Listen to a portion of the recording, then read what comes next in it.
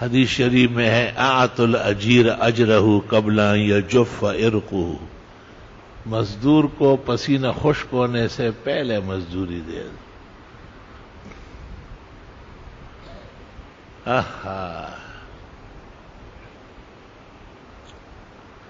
فقہاء نے اس وجہ سے کٹوتی کو منع کیا ہے، کسی نے کام اچھا نہیں کیا اور آپ کہتے ہیں کہ آپ نے محنت پوری نہیں کی تو آپ کو پوری مزدوری نہیں دوں گا۔ علماء کہتے ہیں اس طرح نہ کریں آپ۔ کام میں فرق ضرور ہوگا اچھے اور برے کا، کھلاڑی اور اناڑی کا۔ قربانی کے دنوں میں آپ نے دیکھا نہیں،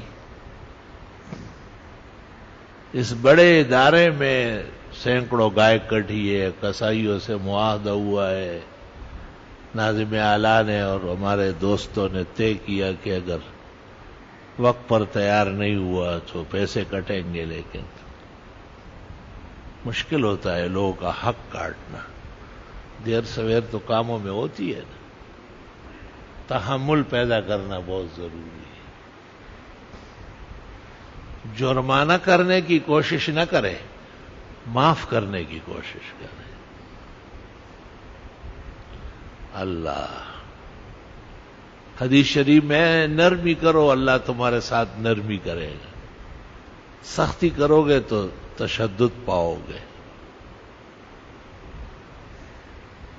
بخاری شریف میں اس کی ایک مثال آئی ہے کہ ایک شخص اپنے نوکروں سے کہتا تھا کہ اگر مالدار آدمی ہم سے قرض لے لینا تو خففو، ان کے ساتھ نرمی کرو، سخت مطالبہ نہ کرو، اور اگر معاصر تنگ دست آدمی لے جائے تو تجاوزوا عنہ، معاف کرو، کیا ضرورت ہے؟ اب بظاہر اس طرح تجارت و کاروبار کیسے چلے گا؟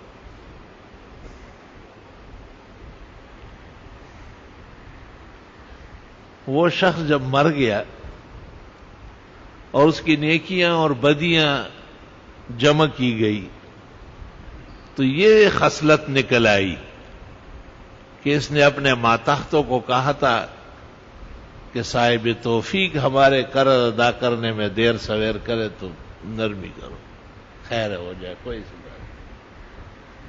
ہائے ہائے، اور تنگ دست آدمی دیر سویر کرے تو معاف کر دو، اس سے کہو نہیں دے سکتے ہو، چلو معاف۔ اللہ تعالیٰ نے ملائک کو کہا کہ یہ خصلت تو میری ہے، یہ شان الوہیت کی ہے، اس بندے نے پیدا کی ہے، اس کے ساتھ کوئی حساب کتاب نہیں کرو، سیدھا جنت لے جاؤ۔ اچھائی کا نتیجہ اچھائی ہے۔ اور کیکر کے درخت میں کسی نے میٹھے شاتوت نہیں کھائے، اور شاتوت کے درخت سے کسی کو کیکر کا کانٹا نہیں چبھا ہے۔ از مکافاتی عمل غافل مشو، او گندم بز گندم برویت جو از جو۔